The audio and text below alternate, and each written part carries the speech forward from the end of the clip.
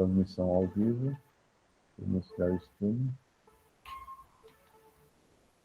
Bom, pessoal, bem-vindos aqui novamente ao nosso seminário do DC, em conjunto com os seminários 2 da Engenharia de Computação, né?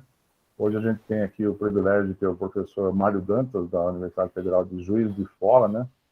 Especialista em sistemas distribuídos e sistemas de alto desempenho. Ele já foi professor também da Universidade Federal de Santa Catarina, teve, né, como professor visitante no Canadá, no Japão, e, por coincidência, né, um grande amigo também que fez doutorado aí, contemporâneo meu, na época de Inglaterra, na Universidade de Southampton. Mário, eu vou passar então a palavra para você, você fica à vontade aí, né, o tema da palestra do Mário vai ser transformação digital, computação escalar e dados digitais intensivos. Por favor, Mário, fica à vontade para, né, tocar então o seu seminário. Obrigado. Muito obrigado, Fred, pela apresentação. Eu gostaria de agradecer também o convite, né? Fui muito contente de estar aqui, rever os amigos, né? E como o Fred falou, geralmente quando a gente vai colocar a apresentação, a gente sempre esquece, né? Quando está assistindo, eu talvez não esteja vendo, né? Porque eu vou compartilhar a minha tela. Por favor, se vocês tiverem dúvida, vocês coloquem aí no chat, aí o Fred vai nos ajudar, né, Fred? Tá? Então, vou compartilhar aqui a minha tela com vocês. É um prazer muito grande estar aqui. Vamos compartilhar com vocês aí um pouco de experiência que a gente tem, né, em relação ao assunto. Vocês já estão vendo a minha tela? Sim, está ótimo. Eu vou colocar aqui no compartilhamento. Melhor assim, né? Uhum. Então tá joia. Então, conforme o Fred falou, eu sou Dantas, né? Eu trabalho há muitos anos aí com alto desempenho, sistemas distribuídos, né? E hoje eu vou falar sobre essa parte de uma transformação digital pensando no Data Intensive Scalable Computing, né? Que é um esforço bastante interessante, às vezes desassociado com alto desempenho, cada vez mais a gente entende que tem que estar associado, né? Eu sou professor aqui na Universidade Federal de Juiz de Fora, no programa de pós-graduação em Ciência da Computação. Aí aqui embaixo, né, acho que aparece, eu também sou membro do INESC Brasil, Instituto Nacional de Engenharia e Sistema de Computação, da qual, inclusive, a Federal, a UFSCar, também é parceira, né? E o INERJ, esse é o Instituto Nacional de Engenharias Renováveis, então, é aqui de Juiz de Fora, tá? Então, falando um pouquinho que eu vou falar, né, a ideia da palestra é falar sobre computação escalável e uso intensivo de dados, né? E outra coisa que tem me chamado muita atenção em vários projetos, tanto sejam acadêmicos ou até com indústria, né, é a transformação digital, trabalhar com dados digitais. E isso eu vou chamar bastante atenção para vocês durante a palestra, e vocês vão perceber, eu tenho dado várias palestras em várias organizações, várias empresas, né, universidade também, chamando essa atenção, não só eu, né, vários, em relação aos dados digitais, porque as pessoas, interessante, elas não pensam ainda digitalmente. E eu vou mostrar isso para vocês como exemplo, tá? Então aqui, ó, desculpa. Aí qual que é a ideia? A ideia é mostrar que essa abordagem é uma abordagem de gestão, análise de dados digitais, né? E tem, claro, objetivo, escalabilidade, processamento, disponibilidade, né? E no desempenho, pensando desde a borda, né, que é o Edge, até a gente chegar nas nuvens computacionais, tá? O que a gente está falando? A gente está falando de Edge, Fog e Cloud, né? E a infraestrutura que a gente usa realmente hoje, alguns ainda são meio, estou brincando, hein, que eu sou brincalhão, meio binários, eu só uso nuvem, eu não quero borda. Vocês vão ver que isso não tem a ver, é uma infraestrutura hoje já reconhecida, né, internacionalmente, em vários grupos de pesquisa, empresas, olhando dessa maneira, e com certeza ajuda muito a gente a trabalhar com a parte de dados intensivos, escalares aí, tá? O que é interessante também fazer estou brincando, uma descaracterização, porque quando se fala um pouco de Data Intensive Scalable Computing, se fala de modelos de programação usando operadores de alto nível, linguagens, por exemplo, como Java, Python, Scala, em clusters, né, de hardware convencionais. Por que isso? Eu estou falando, estou brincando, eu estou falando de um time, mas vou meter o pau no outro, que eu sou Vasco. Vou meter o meu...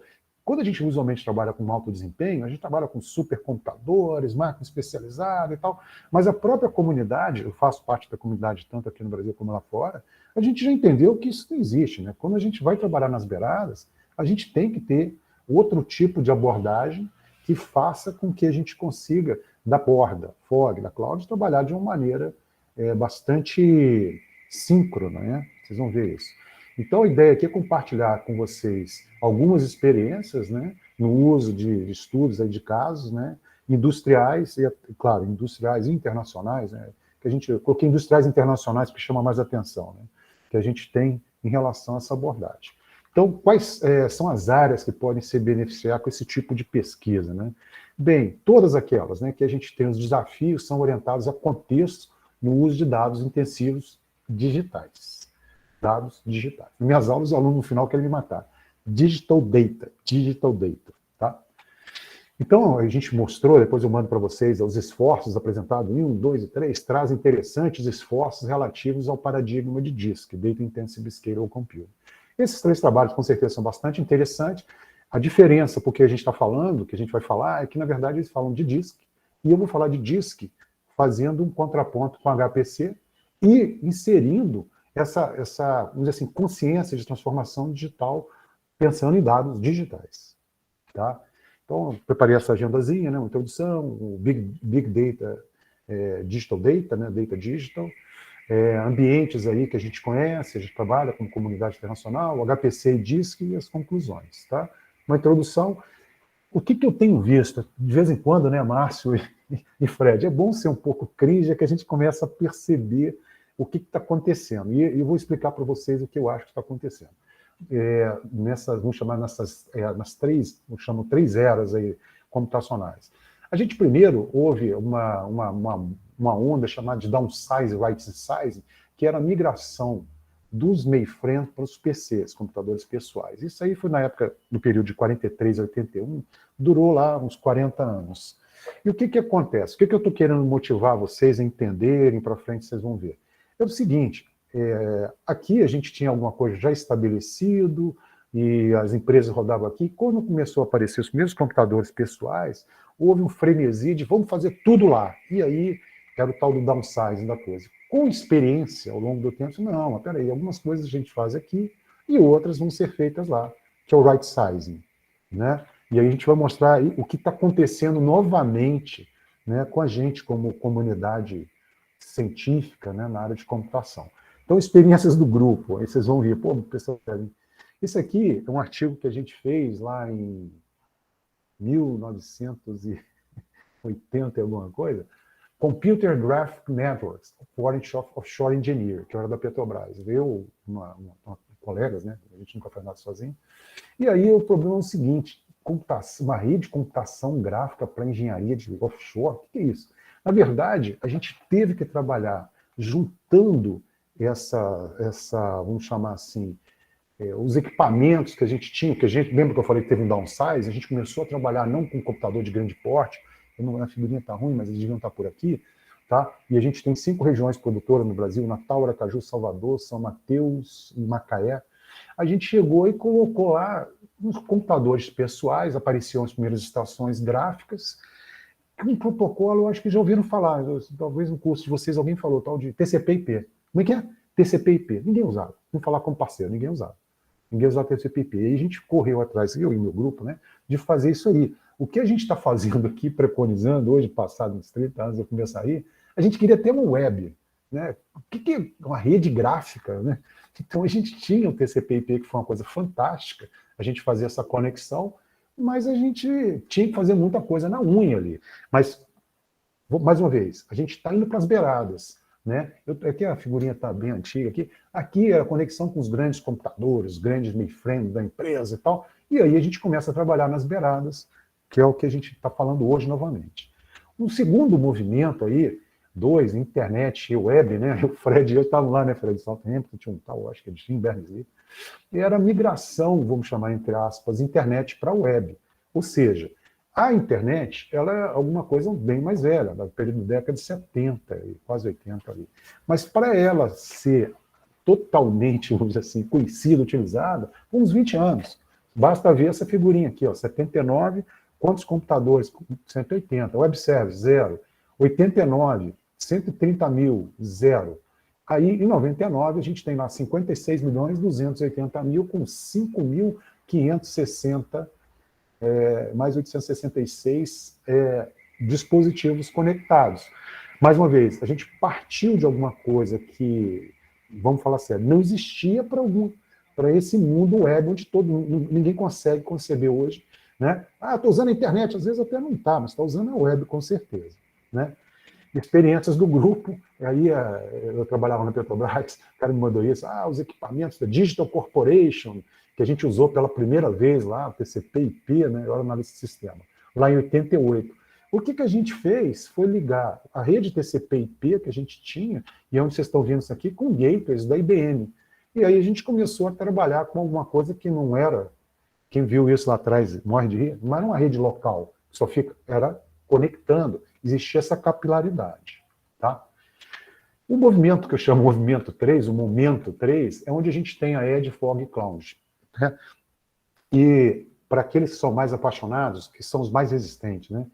Porque a nuvem, parece que a gente está jogando pedra na nuvem. Não, a nuvem, na verdade, a tecnologia de nuvem, eu pus a AWS de propósito aqui, para a primeira, já entendeu que a gente tem que ter outro tipo de abordagem, que não dá, põe na nuvem, põe na nuvem, põe na nuvem. Né?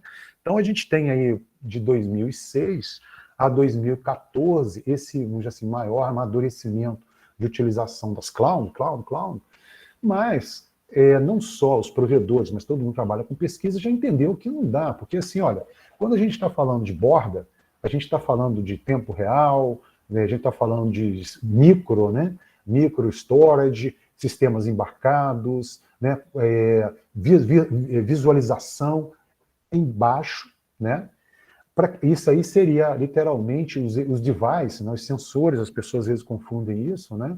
E aqui eu teria na borda um tratamento disso aqui. Depois eu vou mostrar para vocês rapidamente, a gente tem um projeto desse.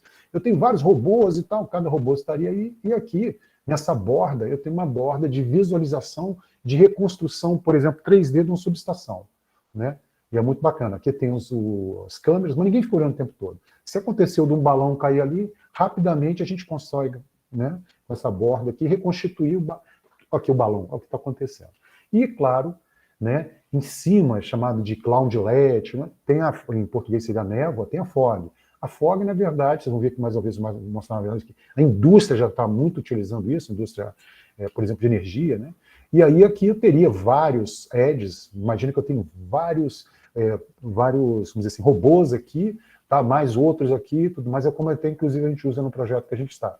A gente tem robôs que fazem uma determinada coisa, outra, e a gente tem uma nuvem menorzinha que faz toda a parte de processamento, né, o que está falando aqui, o Local Network, Data Analytics, né, o Control Response, faz essa brincadeira aqui e daí manda, sim, o processamento para a nuvem lá. Muito importante, aí como parceiro, como amigo, sei lá, como vocês quiserem me chamar. Cara, quebra essa coisa na cabeça que é nuvem só, não é mais. É engraçado que eu participo, esse ano, a gente está em março, eu já participei de uns 10 bancos. E aí eu tenho os apaixonados por nuvem, eu tenho aqueles que são apaixonados pela estrutura, só que e tenho outros que são assim, estão na moita. Como assim? O cara faz alguma coisa aqui, mas eu vou fazer um container para...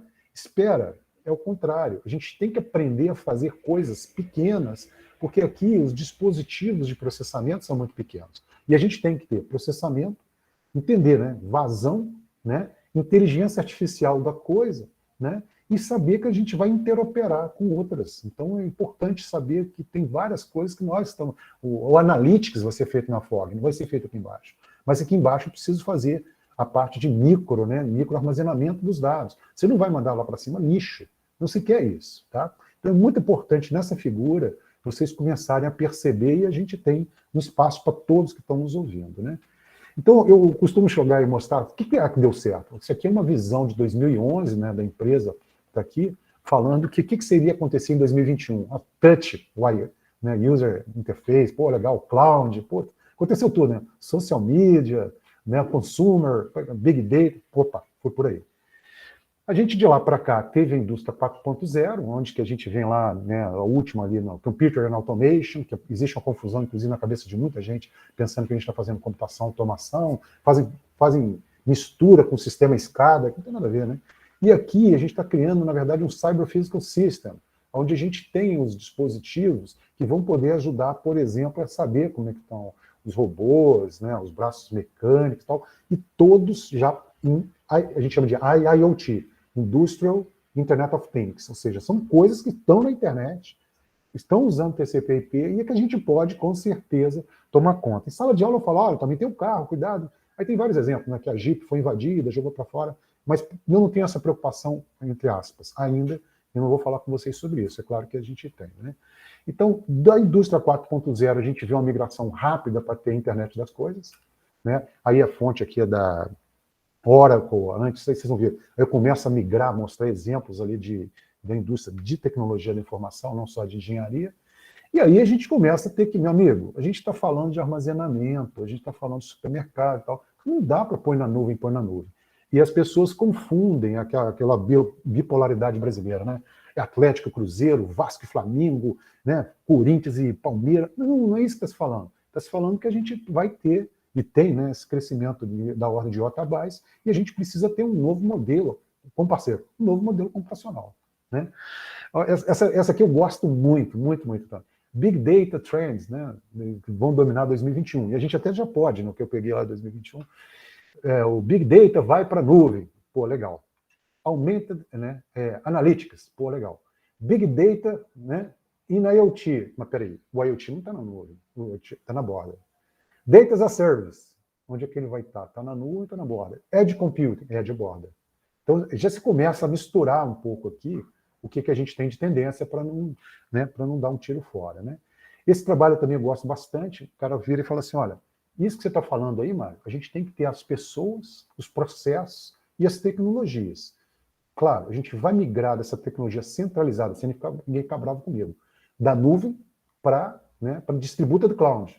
Mas como é que tem no nuvem? Cloud, para mim, é um lugar seguro, é um lugar único. Não, é exatamente o que a gente está falando, dessa Fog e da Edge. Né?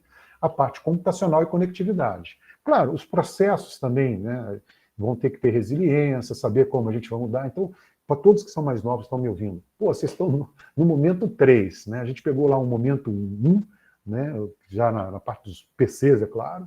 Teve o 2, nós com certeza estávamos estudando, trabalhando aí. E, claro, vocês têm que entender que a gente tem que ter as pessoas. Esse é o mais difícil, né? A aceleração desse conhecimento digital. E eu vou falar uma coisa, vou puxar a orelha de todo mundo. Duvido, que eu tenha aqui 30% que entenda de digital data. Não entendo, vocês vão ver. Provocação. O Gartner Group, mais uma vez, é bem interessante, né? Quem não sabe, o Gartner Group é uma empresa muito conhecida de aconselhamento, é um spin-off de funcionários da IBM naquela modelo de downsize que aconteceu ali, né? Então, as pessoas são o centro da coisa, localização independente, entregas resilientes e tal, e a inteligência artificial com engenharia da coisa. Ou seja, é um jeito de refazer o que a gente está falando, mas é a mesma coisa, né? Tá? Experiências do grupo, né? A gente já tem aqui experiências mais modernas, né? Com alunos mais claro, da idade de vocês, aonde aqui a gente foi chamado para usar logo no começo da pandemia, né? Então eu tenho aqui um cidadão na casa de idosos usando o Smart Band, um dispositivo que funcionou para a gente como literalmente a edge da coisa, IoT, ambiente domiciliar assistido, onde a gente fazia essa captura dentro da casa. Tá, o FOG foi o CIAF, um simulador, que a gente teve que usar porque não dava nem dentro da casa, teve um probleminha, né, da coisa. Houve essa cooperação, né, de FOG e Cloud, onde dentro da nuvem a gente usou função como um serviço, só para mostrar alguns componentes, né? E aí a gente joga isso aqui para um determinado local, né, onde que tem o sistema, e os stakeholders podem ver o que está acontecendo. Essa figurinha aqui é o output, um deles, né, dentro desse lar de idosos, onde foi feita a simulação baseado no contexto de infectologia. O pessoal passou para a gente, olha, nós queremos que seja feito assim, assim, assado, esse está infectado, esse está não. E é claro, isso aqui é só um screenshot da coisa. E aí, ó, isso não é propaganda, isso aqui é só para mostrar para vocês uma coisa que eu fiquei muito contente. Esse trabalho foi premiado, inclusive no Simpósio do Sistema de Informação. O que a gente ficou muito contente desse trabalho ser premiado? É que, na verdade, as pessoas começaram a perceber essa interação, essa necessidade da gente ter, né, alguma coisa computacionalmente, prover-se uma informação, e lá o documento é maior, né, prova essa informação diferencial para o médico, para uma pessoa da área de saúde. Né? Tá. Esse um outro trabalho, né, que está em andamento também, e aonde que a ideia aqui, eu tenho os usuários, são os alunos, vou dar um spoiler, são os alunos da Universidade Federal de Juiz de Fora, aonde a gente tem um trabalho aí que a gente pega essas informações, né, e, claro, através da extração da nossa localização e tudo mais, e armazena essas informações. Tem um grupo, né? Eu faço parte do grupo. Eu sou de sistema de computação, tem alguém da área de inteligência artificial. Recomendação, e aí a gente pega isso, manda para a nuvem, né, dashboard, a pessoa, olha, o fulano tal está fazendo algum caminho que é diferente, não deveria, está acontecendo alguma coisa. Inclusive, a gente sabe, por conta de quem usou, autorizou e tal, se o time dele perdeu, se aconteceu alguma coisa. Durante a pandemia, a gente viu muito, antes de fechar a universidade, né? Muita coisa interessante. E, mais uma vez, ganhou-se um prêmio em relação a isso. O que é legal aqui não foi, porque isso aqui é no Simpósio Brasileiro de Alto Desempenho, né? Tá? Não foi sistema de recomendação. O trabalho foi premiado da maneira que está se fazendo alto desempenho nessa abordagem de Edge, Fog e Cloud, na preocupação desse step, né? Tá? Esse aqui é um outro trabalho de iniciação científica, a gente bate muito nisso, que as pessoas, vou ter um carro elétrico. Primeira pergunta que eu faço, que a gente trabalha num projeto desse, vou enfiar ele aonde? Na garagem. Mas que legal. Tem tomada? Né? Esse aqui é um trabalho de dirigibilidade do carro em relação à, claro, a potência que você vai ter que ter armazenado na bateria. As pessoas não sabem, esquecem. O brasileiro usa muito mal, né, o telefone, às vezes para recarregar. Então, não dá para parar, parei o carro, o que eu vou fazer? Não tem como encher o tanque. Né? Então tem que existir um estudo sobre isso, bem bacana. E foi isso que esse trabalho mostrou, usando a abordagem Edge, Fog e Cloud. Claro que a Edge nossa era literalmente o carro. Né? Então, experiências aí de citações internacionais, a gente ficou muito contente. Daqueles artigos que vocês viram, a gente fez, e rapidamente, a gente está falando aqui, a gente teve essa retorno, né, internacional do pessoal pensando. Por isso que eu falei de transformação digital no começo da palestra, sustentabilidade, digitação, né, digitalização em relação a ter uma saúde digital, que é isso que eu vou bater mais na frente, vocês vão ver. E aqui a mesma coisa, né?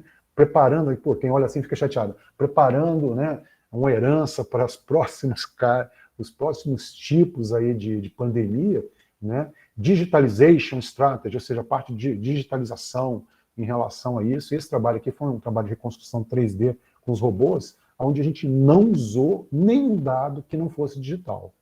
Tá? Então, esse Big Data Digital, chamei bastante atenção e eu vou provocar vocês, se sintam provocados desde já. Eu adoro isso aqui, cara, adoro relógio. Mas esses relógios não servem para nada, mano, hoje em dia. Então, se eu tenho realmente um dispositivo, aí a gente está falando de dado, né? Aí, esse dispositivo, onde tem vários sensores, eu vou ter um processamento em cima dos sensores, aqui eu estou mostrando aqui a oxigenação, aqui eu estou mostrando a temperatura, oxigenação, batimentos cardíacos e pressão. A pessoa que está aqui, né, que vai ter o conhecimento, dado, informação, conhecimento, ela consegue saber, por exemplo, se existe indicação de Covid. Né? Eu estou quase um médico, viu, gente? Mas assim, claro que a gente trabalhou junto com eles. No projeto, quando a gente começou, não tinha oxigenação em alguns, aí a gente teve que começar a fazer, graças a Deus a gente conseguiu lá fora alguns que já tinham, agora está na moda, todo mundo tem. Tá? Mas do que você está falando? Às vezes a pessoa não precisa fazer aqueles exames todos, fiz o exame agora, amanhã eu peguei e vi o João, com isso aqui a gente consegue. Pergunta de prova, vem aqui, depois eu vou mostrar para vocês. Não, vou mostrar mais aqui na frente para vocês. Então, qual que é o grande problema? O problema é que as pessoas, primeiro, elas não entendem que a gente está falando com digital data, dados digitais, né? E aí, por quê? Porque a gente está acostumado com esse carrossel. Grandes problemas, grandes demandas computacionais, pesquisas e poder computacional aumentado. É isso aí, é isso que se pede. Ups, acabou. Agora, a gente tem grande demanda de dados. E uma coisa que eu falo em sala, não fica chateado comigo, meninos, meninas, esse computador que aconteceu até semana passada, esse computador que eu estou falando, eu de vocês aí também, eu tenho uma péssima notícia. Ele vai acabar antes dos seus dados. Se você não tiver os seus dados armazenados fora e não tiver como trabalhar isso, né, os dados de maneira digital, pensar nisso, pensar que a parte de armazenamento é lixo, vocês vão ver que vocês vão ter problema. Então, o que a gente trabalha muito no nosso grupo é saber da onde, né, para onde os dados vêm e vão, né, e o que a gente vai fazer com isso. Isso aqui é um exemplo bastante conhecido, né, do CERN. A ideia é provocar, né, mostrar, claro que tem algum físico, a gente trabalha com isso, usa lá também. O Pathfinder na Austrália, também isso é muito importante para a gente. a parte de turbulência no Sandia National Lab, pô, mas é muito dado e tal. Aí o cara vira e fala assim, pô, mas eu não tenho nada disso, eu não gosto de trabalhar com isso, está longe de mim. Mas aqui, isso aqui é um exemplo bem tupiniquim, né? Um país bastante agrícola, a gente não gosta de falar isso. Mas a gente tem que perceber que essa parte de Digital Innovation vai muito nessa parte de armazenar. Porque todo mundo quer falar de inteligência artificial. Ah, me dê os dados que eu te dou a solução. Você me dá a Mega Sena que eu vou ser um cara feliz. É mais ou menos isso que está se falando. O patamar de ignorância é esse. O que a gente está fazendo é tentar entender o porquê o Edge Fog Cloud serve nesse Data Intensive Scalable Computing e como trabalhar esses dados, que vêm de baixo. Tá?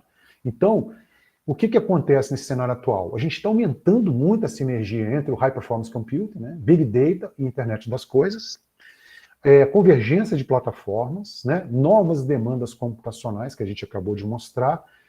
Ô, Mário, eu não estou entendendo o que você está falando. Eu estou entre parceiros. Eu estou falando que agora, né, aquela história que o cantor vai, né, onde que o povo está, né, o HPC está indo onde o povo está.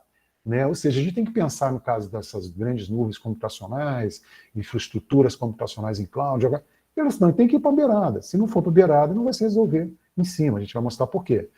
A parte, claro, de inteligência artificial, né, aprendizagem de máquina, aprendizagem profundo, deep learning, com certeza fazem parte. Mas veja, sem a inteligência natural de como o sistema vai ser colocado, ele não serve para cima. Eu não sei se vocês ouvem, devem ouvir isso. Data Science, Data Science. Eu já participei de vários projetos de Data Science, onde estou brincando, gente, eu tenho vários amigos. Onde o estatístico, olha, se me der os dados, eu sei. Também, se você me der muito dinheiro, nunca mais eu vou me sentir pobre. Não é assim que funciona. A gente tem que aprender como captar esses dados e trabalhar essas abordagens que a gente está falando aqui, né, dentro de dispositivos menores. E aí sim, claro, com os dados todos limpos lá em cima, a gente fazer alguma coisa melhor, que são as previsões, né? Tá? Então, previsão de crescimento considerado o volume de dados produzidos e consumidos. Né? Então, aqui, Cisco e IBM preveem aí 2,5 exabytes de dados por dia. Né? Em 2020, se atingiu 40 iotabytes, né? O que significa 5.200 gigabytes aí por cada pessoa na Terra. E essa história, 5V, eu adoro essas coisas. 5V, considero 5V. Volume, velocidade, variedade, veracidade, valor. Então vamos conversar com o parceiro aqui. O que é? Os desafios que a gente tem. Né? Isso que é importante. Questões básicas. Minha organização pode armazenar, gerenciar grandes quantidades de dados? Não, põe na nuvem. Eu vou mostrar para vocês que não é muito assim, não. Podemos garantir, por exemplo, a velocidade, que, né, em um período específico, é uma restrição temporal, né? Outra coisa que as pessoas esquecem, muitas das coisas que a gente chamava de tempo real hoje são chamadas almost real time. Eu tenho uma restrição temporal para atingir aquela necessidade. Outra coisa é contratar, né, a tecnologia, tecnologicamente, essa variedade. Tem imagem, som, sinal de sensor disso, daquilo. Né? E quanto à veracidade, posso verificar? Né, essas últimas, o D e o E, estou brincando, não fazem parte no projeto, não fazem parte dos nossos projetos. A gente deixa para depois, até onde a gente chegar, e a partir daí, com certeza, a gente precisa tomar cuidado com isso. Posso quantificar, né? Posso obtê-lo, né? O que a gente está falando, esse valor. Né? Então, vamos falar dos ambientes. É que eu sou apaixonado por isso, senão eu vou tomar o tempo. Então, como é que você percebe a entrada de dados nos sistemas? Aí, cartão perfurado. Eu estou bastante cringe, quando eu fui estagiário, eu peguei isso na Petrobras. Pô, isso claro que não, cara. Isso é outra coisa. Né? Tá tudo bem, então vamos esquecer. Teclado? Não, teclado. Teclado. Eu vou brincar com vocês. 90% da galera ainda usa teclado, seja ele esse teclado, ou seja, né, a parte de teclar dentro de um dispositivo móvel desse. Ou seja, quando se fala de transformação digital, se fala muito em digitalização, que é pegar, por exemplo, imagine que é uma figura, digitalizar, ou se não, digitar. Tá? O que a gente está tentando explicar para vocês, bem educadamente, tudo mais, é que a gente vai estar trabalhando, você imagina um sensor desse, através de sensores, a gente está trabalhando com digital data, os dados digitais aqui. Aí você fala, Mário, aqui os dados são digitais. Tá, vamos considerar que seja quase digitais, porque está digitando. Se você errar alguma coisa, né, aí estão fazendo planilhas. A minha carteirinha digital de saúde não está, aquela porcaria foi digitada. Então, a gente tem esse aumento de volume aqui, ó, isso que a gente está tentando fazer. Ah, mas aí, o médico costuma fazer isso, os que não são pesquisadores. Ah, mas isso daí, 70 batimentos por segundo, está errado. Então a gente tem que oferir, colocar, saber o que a gente tem que colocar, qual o sensor que vai pegar essa brincadeira de maneira correta, e não vai ter interferência de digitação, né, de digitalização, e também não estamos usando isso aqui. Tá? Então, assim, ó, problema da escolha, eu coloco isso aqui bem legal, problema do armazenamento. Então aqui eu tenho um armazenamento profissional, aqui eu tenho um armazenamento de casa, e aí a pergunta de pesquisa, será que eu tenho essa cerveja, a cerveja belga, Deus, aqui? Não, rapidamente você vê que não tem o shape, e aqui? Também não. Aí você fala, pô, mas molezinho de fazer, né? Mas é porque aqui são especialistas em cerveja e gostam de fazer o armazenamento de modo a entendimento rápido. Mas na maioria das vezes, a gente tem isso aqui, ó. Isso aqui, tá? Aí estou falando com o especialista. Na maioria das vezes a gente tem isso aqui. Quantidade de dados que não acha nada, tudo. Não, mas está no storage que a gente tem na nuvem, que está nos... Mas está organizado dessa maneira? Eu tenho essa noção. Eu tenho também noção de volume, de quanto que eu vou guardar. Vocês já pensaram nisso? Vocês já pensaram no seu PC? Né? Como é que está armazenado? Tá aquela quantidade? Tem um diretório? Tem que ter um diretório à cara de vocês. E aquele diretório à cara de vocês, além de tudo, é uma forma de segurança. Né? Tá? E aí eu vou mostrar para vocês exemplos, claro. Zettabytes projetados aí para finalzinho, né? 2025, falando aqui falando aqui em relação a Netflix, filmes, não sei o quê, papapá. Tá jóia. Experiências de grupos internacionais.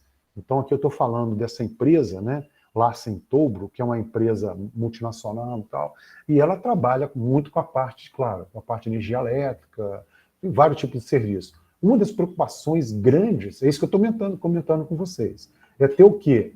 É ter os dados, por exemplo, primário, tempo real, imagina que a parte aqui é elétrica, tá? Eu estou falando de tempo real. Quando eu coloco alguma coisa para cima, eu estou falando nível 2, milissegundos. Microsegundos, semanas, né, minutos e dias, até horas, dias, não sei o que, segundos, desculpa. Tá? Então, o que está acontecendo? Eu vou mostrar para vocês explodindo as figurinhas. Se a gente tem nas beiradas coisas, a gente consegue sim trabalhar em tempo real.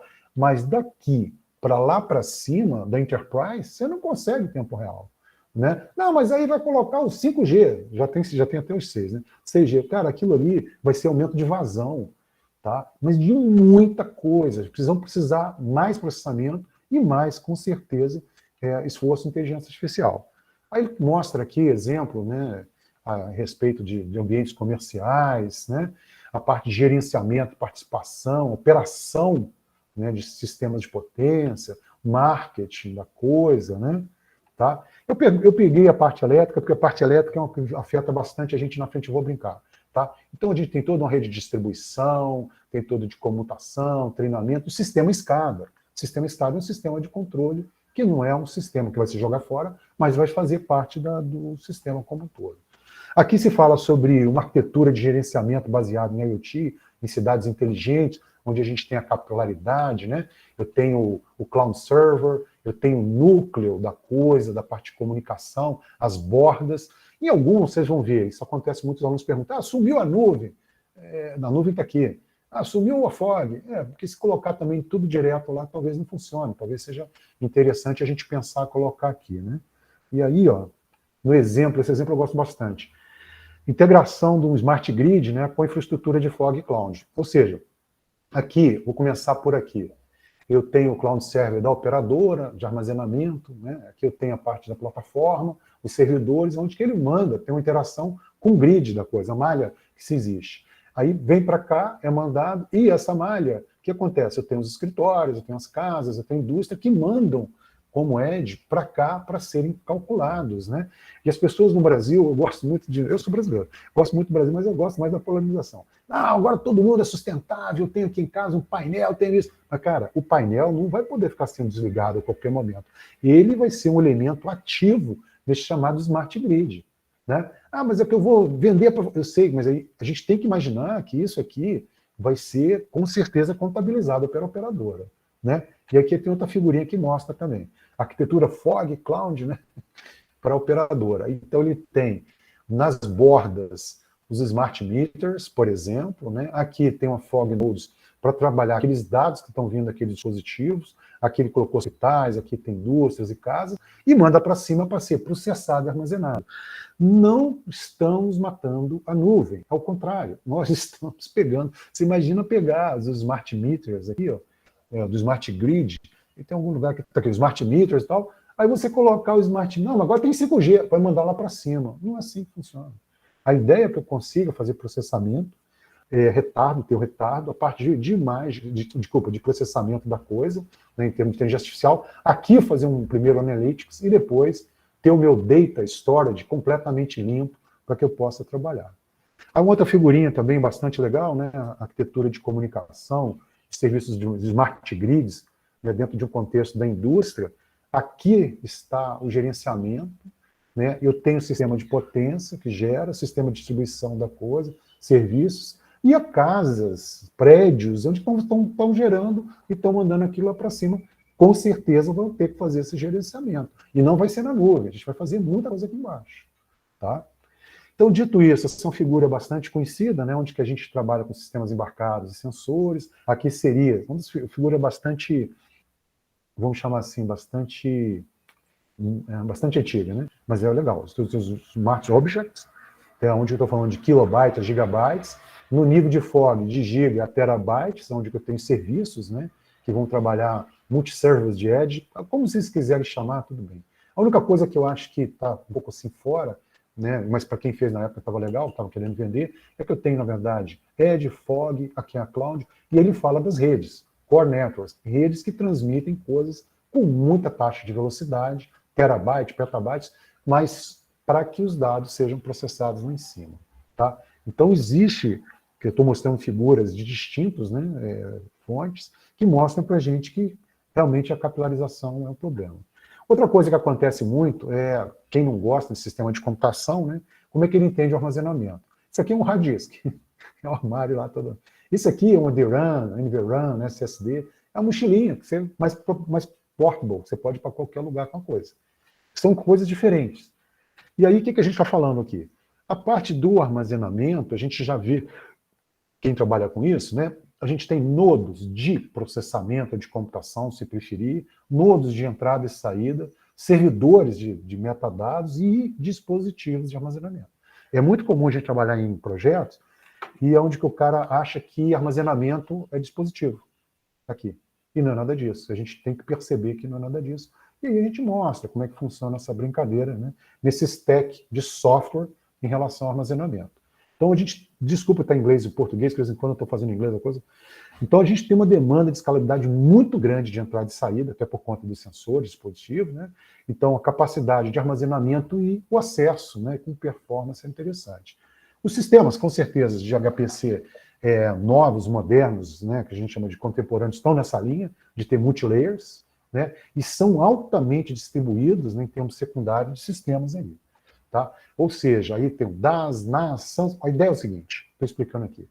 Existe um servidor de metadados onde o cara pergunta assim, cara, estou com esse tipo de informação que eu preciso pegar, ele te devolve. Aqui eu tenho imagem, aqui eu tenho som, aqui eu tenho texto, e aí por aí vai. Dados de sensores e tal.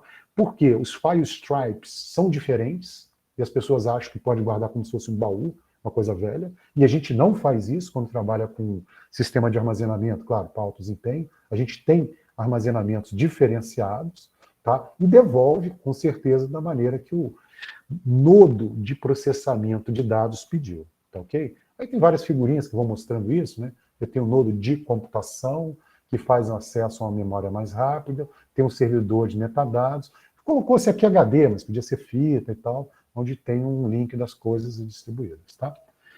Aí um exemplozinho do Orange FS, né, como é que é feita a comunicação, só para as pessoas que nunca viram, né, ver como é que acontece um trabalho em escalabilidade com alto desempenho, né, e a gente nunca briga com o pessoal de banco de dados, vocês vão ver que a ideia não é essa, a gente tem banco de dados NoSQL, e também sistemas paralelos distribuídos, como Orange FS, por exemplo, como Lustre, cada um deles com a performance apropriada para um tipo de problema, né? Qual carro que você gosta mais? Depende da idade, depende da família, né? Então, só para chamar a atenção de vocês. Falando um pouquinho de HPC e DISC, né? Então, a gente está falando sobre o quê? Data Oriented World. Estou querendo falar o seguinte, gente, o mundo é orientado a Digital Data Oriented World. Então, na parte de ciência, para nós, é tranquilo, né? A parte de humanidade, cada vez mais, né? Com certeza, tá? O comércio, né? O comércio, não sei, na pandemia descobriu, pá, eu posso fazer isso e tal, mas tem que saber como fazer também. A parte de saúde, radioterapia, radiografia e tudo mais. Eu costumo brincar também nas minhas aulas físicas, pô, você viu um cara andando na rua com uma radiografia. Aquilo não serve para porcaria nenhuma. Por que não, Mário? Porque vai servir para aquilo, quebrou o pé, fez alguma coisa, mas depois joga fora. Que ninguém... Não, está guardado. Não, você tem que ter um arquivo digital seu. Então tem vários entes, né, no Brasil que têm esse conhecimento, já trabalham com armazenamento. Pô, tu foi ao dentista, não quero chapa, pô, cria meus dados digitais, né? Eu quero ter meus dados digitais, né? E com certeza a parte de entretenimento que já percebeu isso há bastante tempo, né? Então o que a gente está falando de diferença, que é uma diferença interessante, mas são complementares. Quando a gente está falando de alto desempenho, a gente está falando de computação orientada. Já com Data Intensive Scalable Computing, a gente está falando de dados, orientado a dados. A gente está preocupado com as beiradas. Quantas aplicações, a gente geralmente está falando de ciência e engenharia. Aqui, ó, olha a discriminação. Quando faço discriminação, eu falo, olha a discriminação. Aplicações de web business. Pô, mas por que seria menos? Não, cara, aqui a gente está vendo que antigamente você não viu nenhum governo fazer um laboratório para trabalhar com negócio, ou com web. Mas você viu vários, o mundo todo faz laboratórios famosíssimos para trabalhar com a parte de ciência. Só que aqui agora eu tenho muita informação digital, eu tenho que empreender muito de armazenamento da coisa. O objetivo, claro, muitas vezes é simulação, e aqui não, né? Aqui é gerenciamento, Data Analytics, né? Claro que o HPC, High Performance Computing Performance, aqui escalabilidade, tolerância à falha, disponibilidade, custo-benefício, né? Bastante bacana.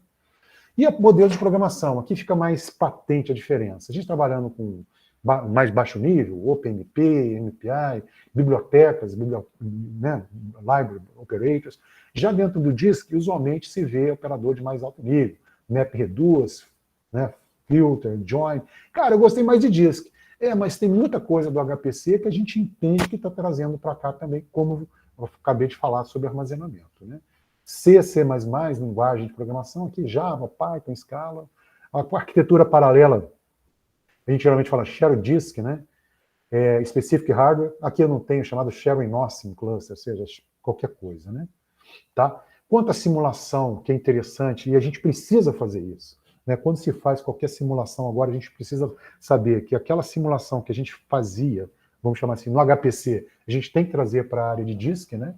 A gente faz um pós-processamento, são 3 abordagens. Quando a gente faz análise depois da simulação, não é intrusivo, então são supercomputadores que a gente tem em vários lugares do mundo que faz o trabalho de processamento depois da simulação. O outro tipo de simulação, chamado in situ, a gente tem uma abordagem que existe a simulação, né? Ela roda ao mesmo tempo, né? Onde dentro do ambiente ali, né? E ela é intrusiva, mas, né, devido a essa forma de performance que a gente tem ali, ela é interativa.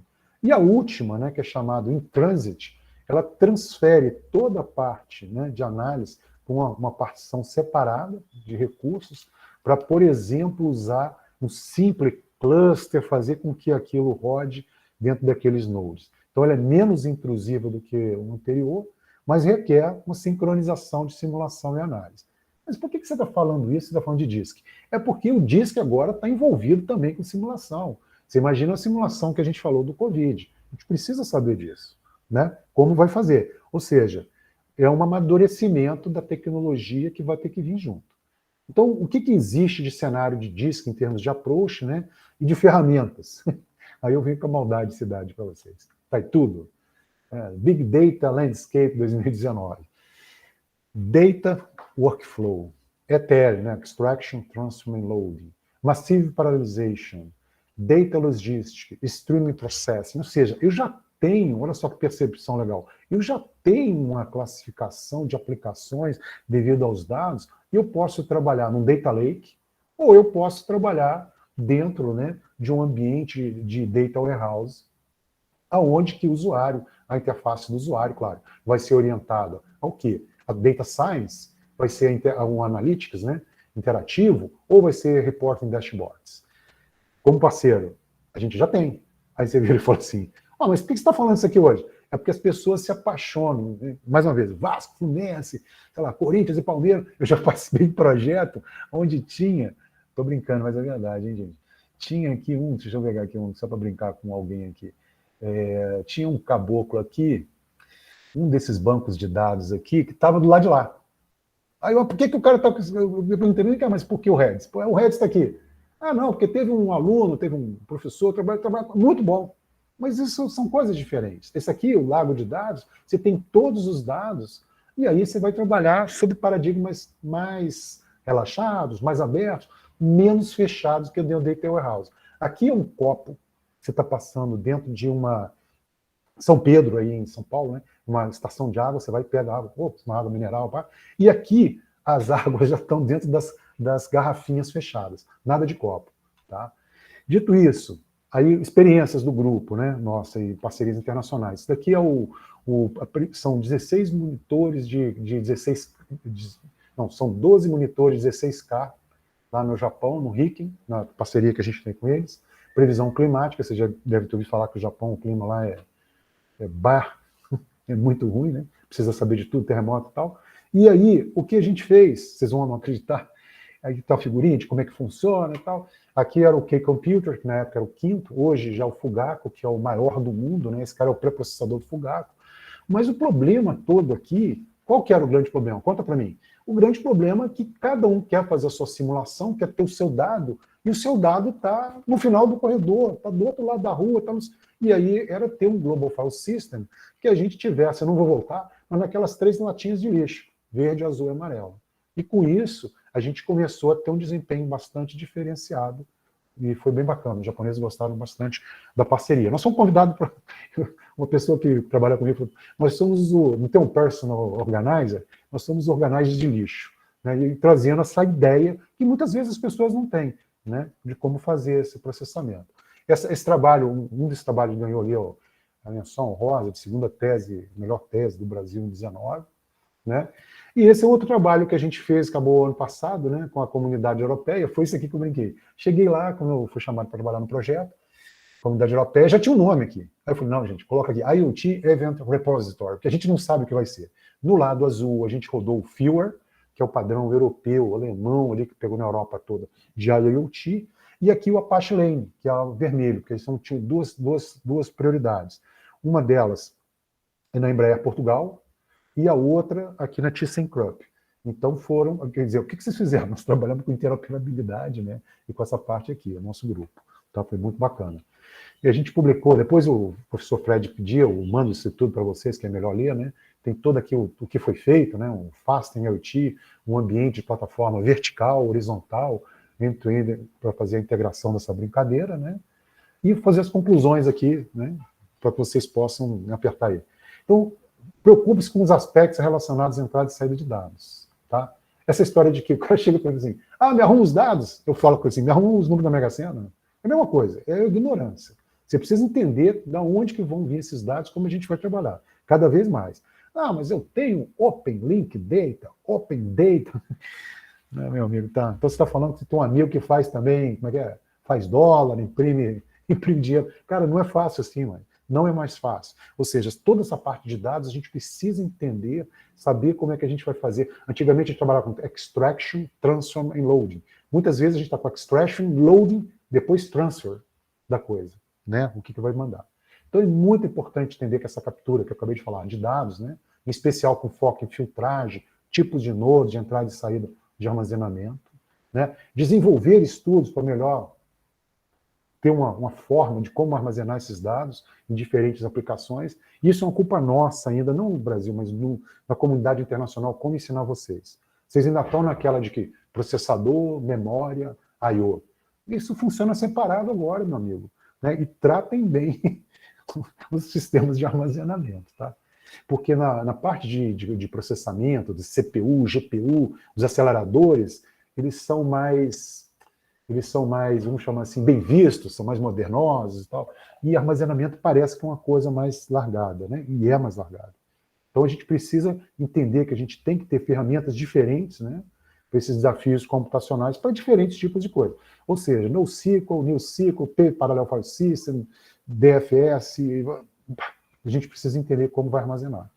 Usar, né, abordagem de simulações apropriadas, né, como eu falei, isso a gente usa muito em alto desempenho, talvez um em trânsito aqui é bem legal, para mostrar que a gente pegou aqueles dados digitais, fez aquela simulação antes de mandar tudo para cima, né, e considerar, claro, as abordagens de HPC, diz que como apropriado e fazer esse casamento, né.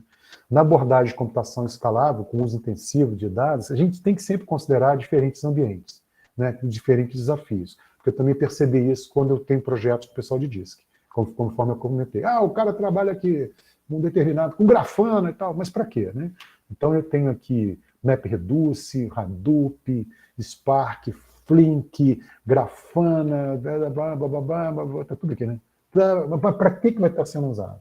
Tá? Ou seja, o que você está falando bem educadamente? Estou falando bem educadamente que, na verdade, a gente tem o DISC hoje, grandes problemas em relação a entender que é dados digitais, temos que trabalhar esses dados digitais e que temos que entender as ferramentas que nós vamos usar para cima, né? É bastante grande.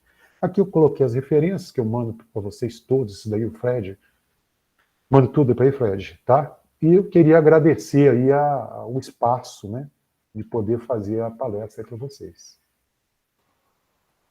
Muito bom, Mário. Excelente. Né? Excelente, eu diria que é um conjunto, né, grande de informações, talvez aqui para alguns, né, pessoas da nossa audiência, tenha sido, né, uma quantidade enorme de informações agrupadas em uma fala muito interessante, mostra, né, o caminho para onde a gente está indo. Mas eu queria abrir aqui inicialmente para perguntas. Quem quiser fazer uma pergunta aqui para o professor Mário, só levantar a mão ou pode abrir o microfone e falar. Denis, fique à vontade, pode perguntar. Boa tarde, professor. Tudo bem? Tudo bem, Denis? Tudo em ordem. Professor, é mais um questionamento relacionado diretamente ali entre a interface armazenamento e processamento, né? Me parece que mesmo tendo recursos e tudo mais, a gente ainda bate nas duas barreiras, ou nas três ainda, propostas por Patterson ali, né? A primeira é compatibilizar tempo de acesso à memória com processamento, né? Parece que essa é o grande gargalo de toda a pesquisa aí, né? E o segundo, necessariamente, é como conseguir usar diretamente todas as instruções possíveis ali e distribuir esse processamento de forma que seja igualitário entre todos os entes ali, né? Todos os pés ou os elementos de processamento, né? Parece que esse é o grande gargalo da forma que eu enxerguei ou não, professor? Isso, olha só. Muito boa pergunta do Denis. O Fred falou uma coisa que eu gostei muito, Fred, que me ajudou. Cara, a gente está falando de sistemas computacionais novamente. É muito grande, né? Então, olha só, Denis, eu participei de uma banca esse ano de orquestração, que é isso que você está falando, escalonamento. Na verdade, foi até sexta-feira.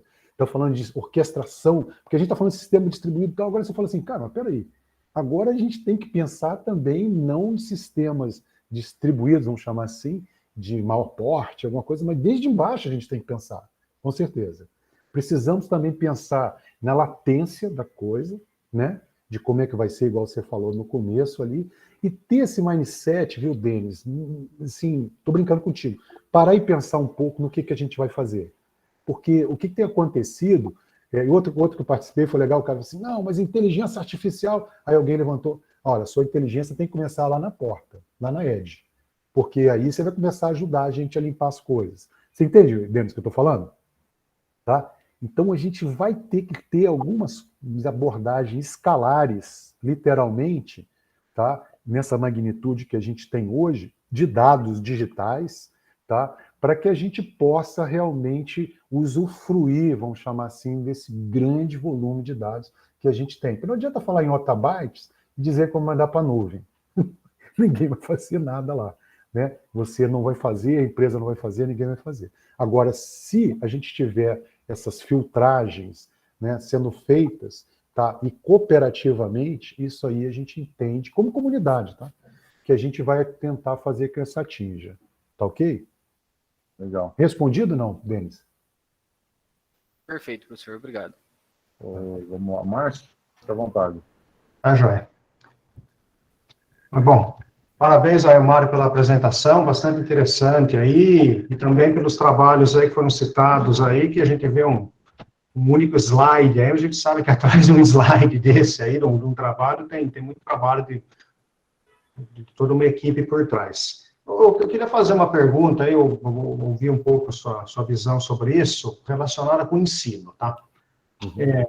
Já que o assunto é grandes volumes, aí, no caso, grandes volumes de dados, eu olhando para trás aqui na minha trajetória, já de mais de 30 anos de computação, o volume de tecnologias, conceitos e tudo mais, ele tem sido gigantesco nesse tempo, e a grande maioria dessas coisas são cumulativas, tá? São conceitos, técnicas, tudo que se constrói sobre outras que continuam valendo e tudo mais. Sim, sim. Aí a gente tem o nosso currículo de graduação, por exemplo.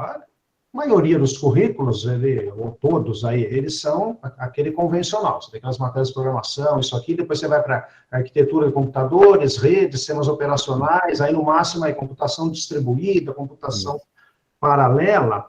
Mas isso, é lógico, é importante, ele é bem básico, mas a hora que a gente confronta com uma apresentação como essa sua, o aluno de graduação, por exemplo, a maioria, é difícil dele se situar nesse universo. O que é o quê?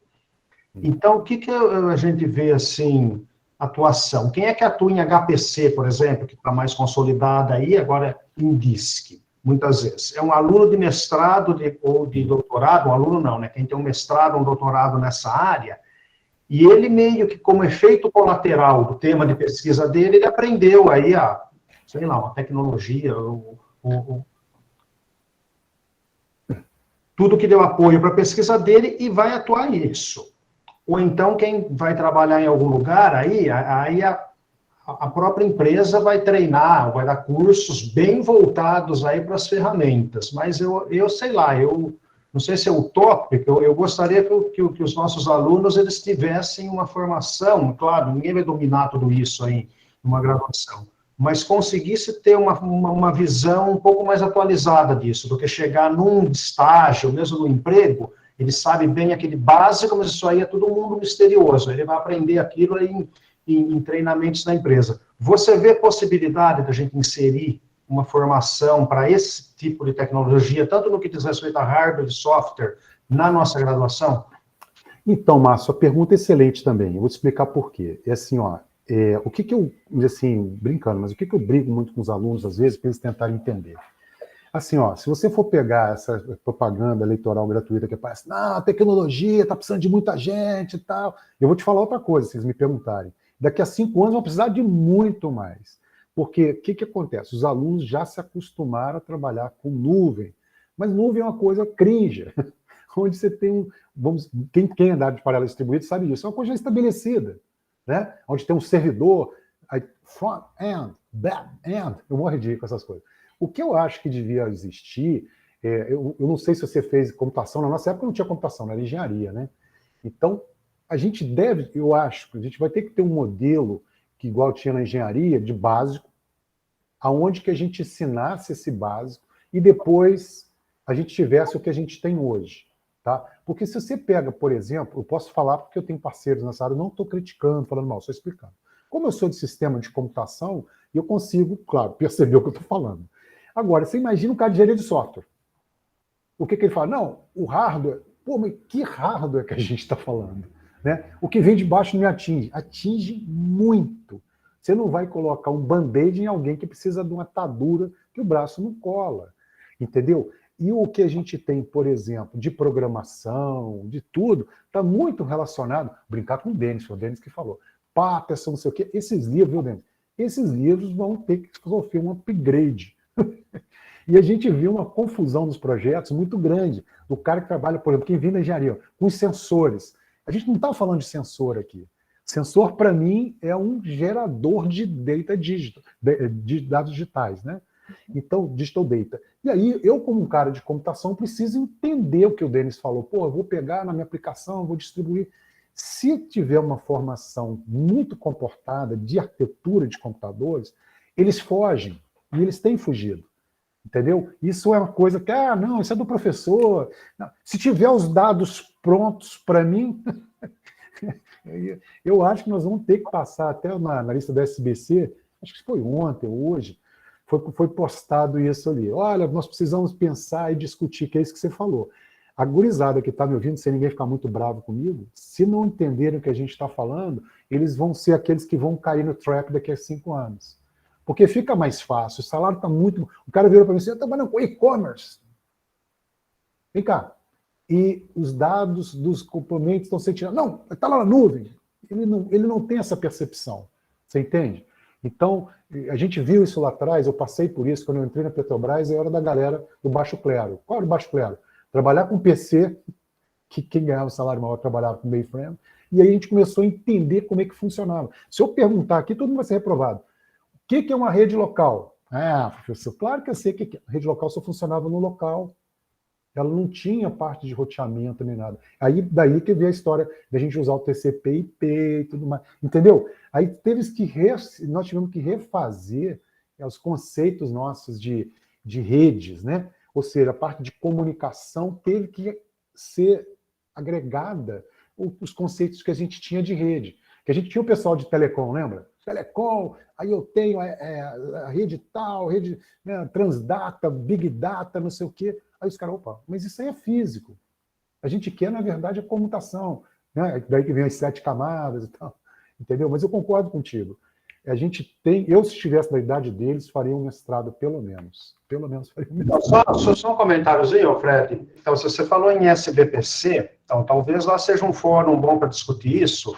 Eu acho que qualquer coisa relacionada com o ensino, né, todas essas áreas, eles passam muito para você ter uma infraestrutura para testes, exercícios, treinamento.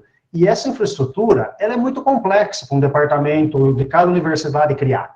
Tanto criar, manter, se capacitar os professores. Então, talvez alguma iniciativa de SBPC, sim, cada ente aí fazendo uma parte aí, prover aí um currículo mínimo, uma infraestrutura mínima com testes, exercícios, como se logar nisso, que aí você tem uma base para trabalhar esses conceitos, porque é muito difícil você sair do zero com isso e fazer algo.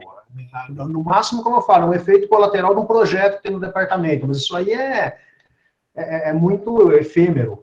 Não, e a captação de dinheiro nossa é muito pequena, viu, Márcio? Eu vou ser minha pernóstica aqui. Os projetos que eu faço com os alunos que trabalham comigo no sistema distribuído paralelo, eu rodo na França, rodo ali no Japão e rodo no Canadá. Pô, vou falar de alto desempenho, de que tipo de servidor, meu amigo?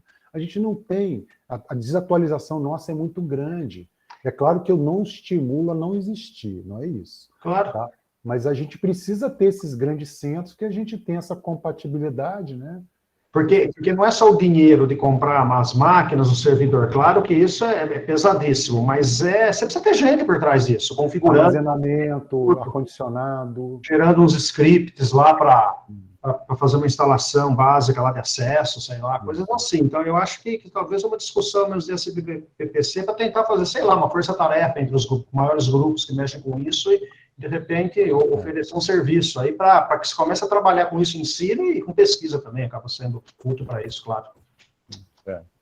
Legal. É, de fato, bastante pertinente o que vocês estão discutindo, né? E eu lembro que lá no final da década, começo da década de 90, né, o meio, assim, quando eu estava terminando o doutorado, a discussão era capacidade de transmissão, né? A comunicação era o problema. Então, a gente ficava lá focado, né, em grandes canais, com largura de banda, né, o maior possível para conseguir transferir grandes volumes de dados, por exemplo, do CERN para centros de processamento de alto desempenho, né? E isso é sempre uma coisa evolutiva. Então, agora a gente, de novo, evoluiu agora com uma arquitetura como essa que o Mário apresentou, de disk, né? Usando esse paradigma, e agora a gente tem que trabalhar nas camadas de acesso, né? Acesso e entendimento.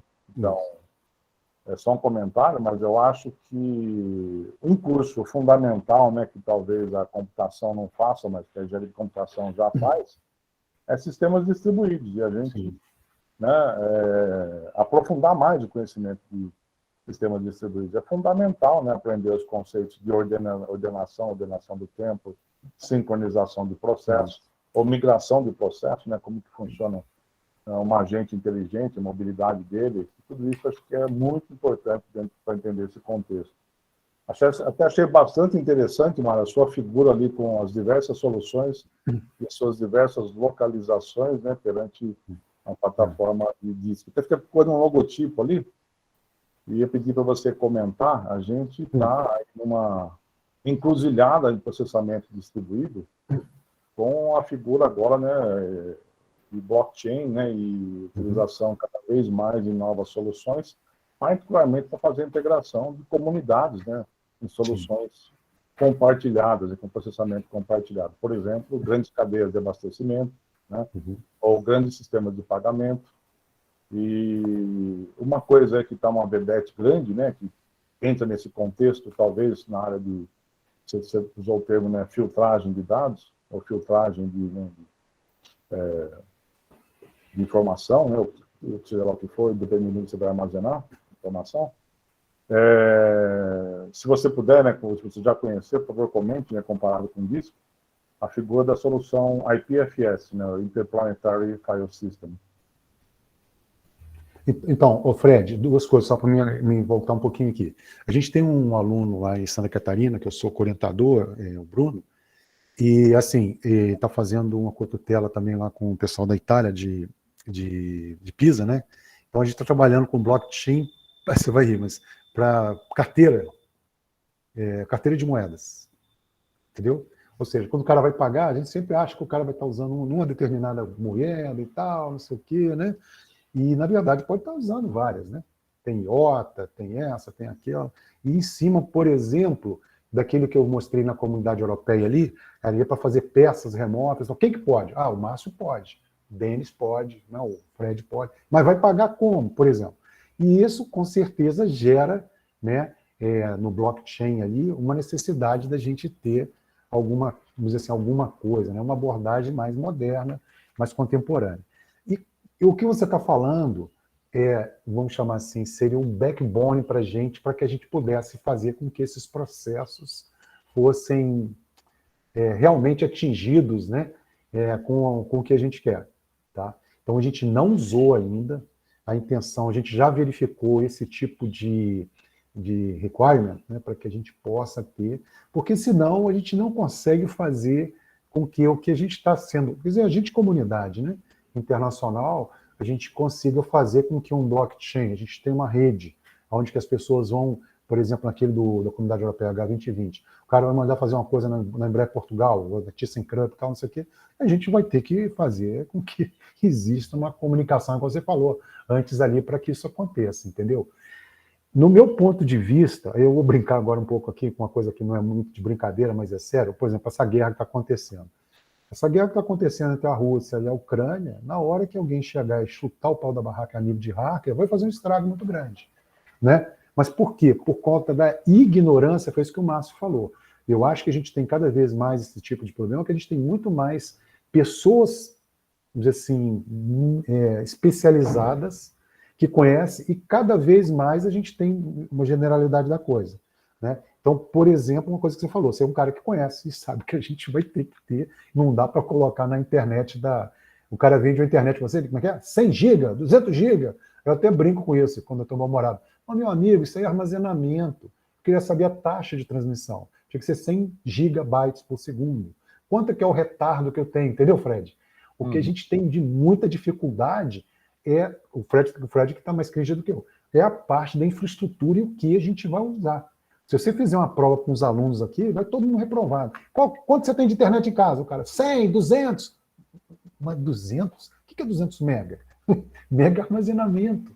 Eu preciso saber a faixa, né, que eu tenho ali de throughput, o que eu tenho de retardo, porque tudo que eu for fazendo, uma coisa que a gente também já reparou, Fred, nesse projeto nosso, a gente melhorou alguma coisa, diminui, porque o software, a gente tem um trabalho, depois se vocês fizerem, eu mando, bem legal, viu, Márcio?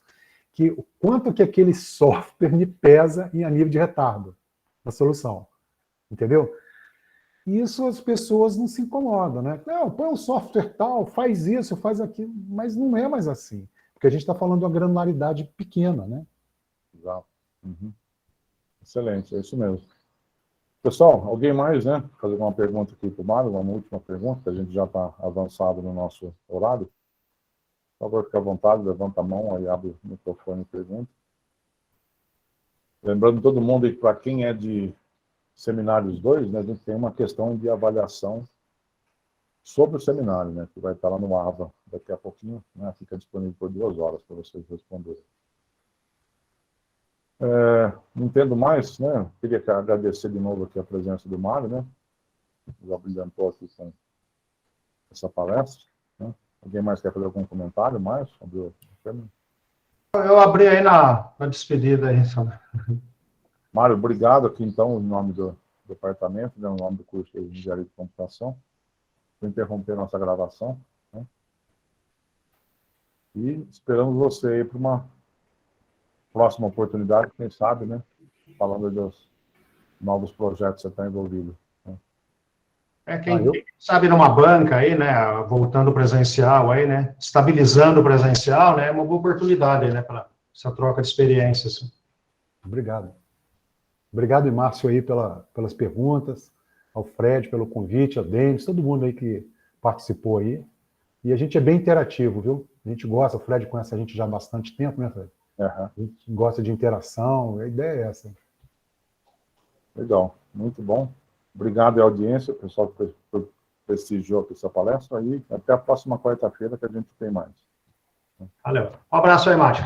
Um abraço. Tchau, tchau. Prazer, pessoal. Pessoal, meus alunos.